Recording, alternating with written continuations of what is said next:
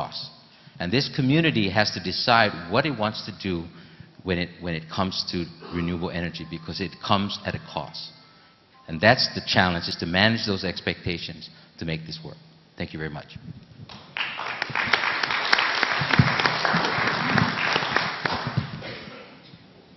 Good afternoon, everybody. What they said.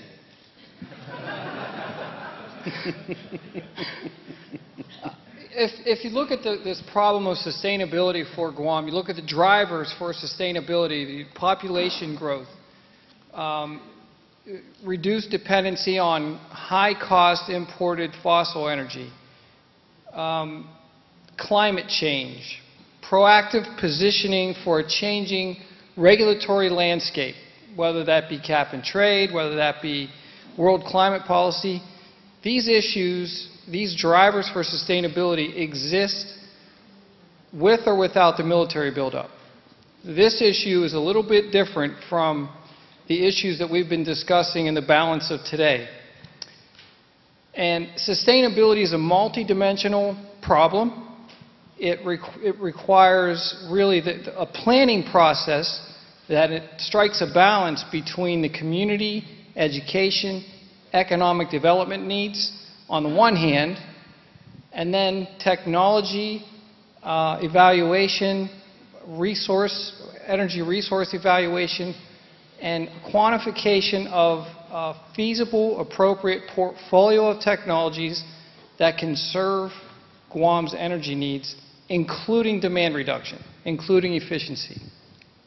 So the perspective that I would like to just bring to this forum is this comprehensive sort of a planning process that results in environmental, technological, economic, and social sustainability that benefits everybody on the island.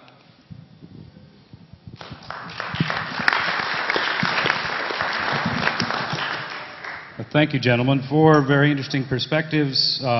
They support each other in many ways. I'd like to ask a question to follow that up that maybe can bring everybody together on a common issue, and that is renewable energy policies for an island like Guam in many ways ought to be perhaps an island-wide energy solution.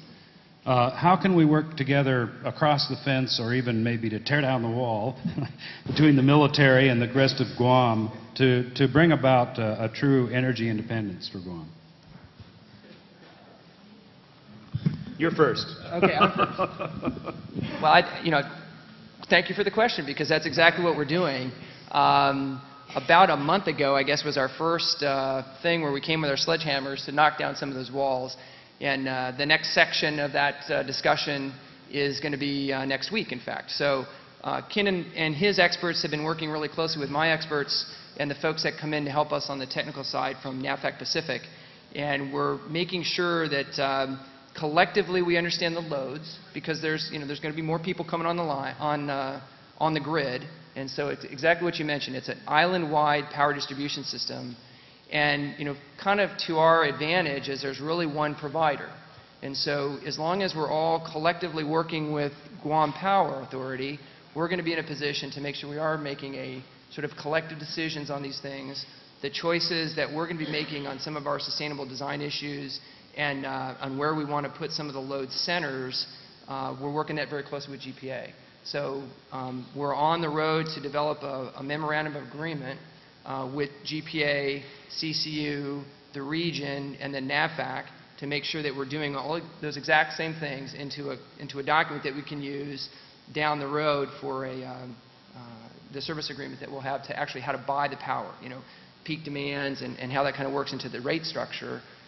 And then, if there's opportunities for other resources to come to bear to build some renewable entities, whether it be wind or solar or some other kind of geotech opportunity. We want to make sure that we're pooling the ideas and the resources so that we have one solution that's an island-wide solution for whether it be geotech or, I'm sorry, not geotech, but geothermal or OTech or whatever the right technology is. So, I think Captain Lynch just indicated the intuition says that it should be as large as possible for it to be cost effective. And I think what we've shown with these 3 bids that we received for about 50 megawatts of renewable energy, 20 megawatts of wind, 10 megawatts of PV, and another 20 megawatts of solar. The costs are significantly less if someone, like a residence, like what Bruce is trying to do with the university or with his home, the cost on a per energy or unit basis is extremely higher than what we would achieve with a large-scale development like what GPA was proposing. Working with the Navy, who's about 20% of our total energy requirements on a day-to-day basis, is a good start, and they've got great ideas to promote that.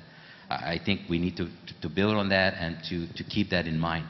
For other things like solar water heaters, we were looking at a revolving fund that GPA can offer, that we can price that out through with no upfront cost to purchase a solar water heater.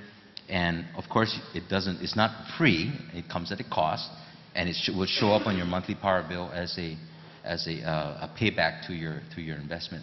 Things like that.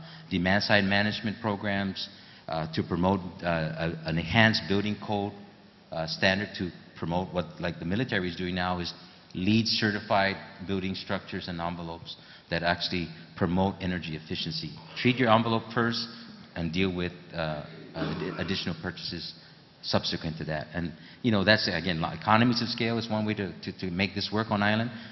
Look at some other funding sources such as a revolving grant fund for solar water heaters, solar panels, that sort of thing. Efficient air conditioning is like a rebate program, that can come in small bits and pieces, but large scale is really, I think, what would promote this and make this succeed. Bruce?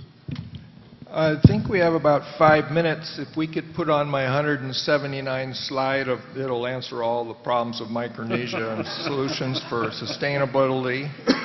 But actually, the university with Luis Tovis and some of the other grant writers there, I'm the first, people come to me all the time. I'm the guy at the grassroots. As Ken said, there's 2 solutions here for Guam. One is for the homeowners and the small businesses, which he's addressed with his new net metering. And then there's the utility scale.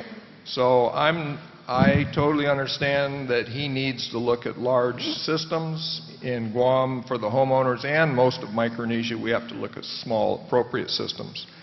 But I'm the first one here. When people come to me, I'm tired of paying this bill. I want to go independence. The cost of freedom is very high.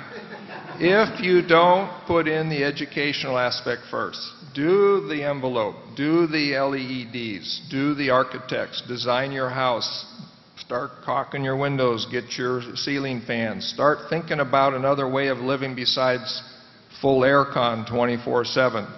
We spend most of our money cooling our life, as you know, out here. So without even changing your lifestyle, if you just start thinking appropriate conservation measures, education, then come to me. Meanwhile, he's working as hard as he can to start weaning Guam and Micronesia and the military, who's already gone down this road because of mandates from the Beltway. We're all looking for the same solution to lessen the need for Guam to be on that oil. Dr. Ritchie?